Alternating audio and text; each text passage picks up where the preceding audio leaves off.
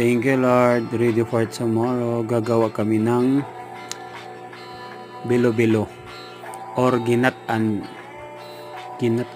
para bukas. Maraming salamat po. God bless. Thank you for watching. Sa mga hindi pa nakasubscribe po sa aking YouTube channel, paki-subscribe na lang po. Thank you and God bless.